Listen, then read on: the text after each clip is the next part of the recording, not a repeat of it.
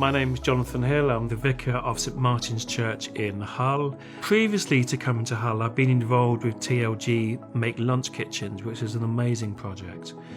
And moving here to Hull, we discovered a huge need. The city of Hull has some of the most deprived communities in the UK, with many families experiencing significant poverty.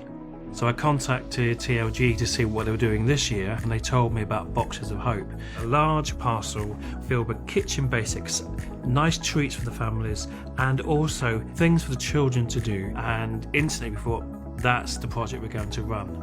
And then about 4 weeks before the school holiday, we discovered there were going to be about 30 families from a local school who were going to be in real need of additional support. We had lots of our families who were struggling, especially due to the current situation of COVID, and we worked alongside the church and many of their very kind volunteers. We delivered weekly parcels to each of those families.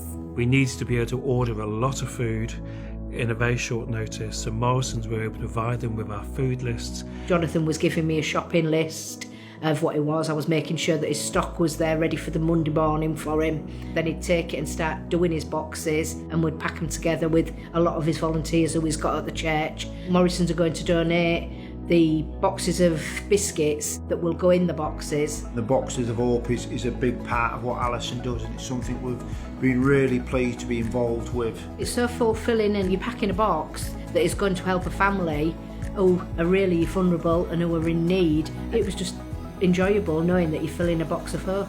I know that the boxes provided a lifeline for many of our families. It allowed them to build a relationship with Reverend Jonathan and the church. So it took away that fear factor. If they have needed to access support or the food bank, they feel that they can do that comfortably now. They have a really strong relationship with him. A particular family, initially they were really quite nervous of, here is the vicar turning up, but by the end it started to be able to share whole sort of things that are happening in their lives, and it became really clear that actually we were probably the only adults that they were actually able to talk to. And there was one little boy who was really, really scared to leave his house. He started to come in. No one thought he'd step inside the church to actually come and get a parcel.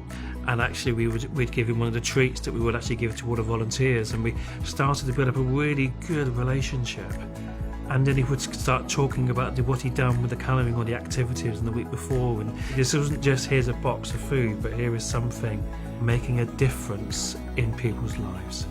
Talk to TLG, they're able to give lots of help and support. Talk to other people in the community to see how you could run this. These things are much easier to put together than people would imagine. I would just encourage everybody to get involved with Boxes of Hope as much as you can. It doesn't take a great deal of effort to make a difference. Every store has a community champion, so if we just ask to speak to them, and we work as a team really. There's so much goodwill towards projects like Boxes of Hope.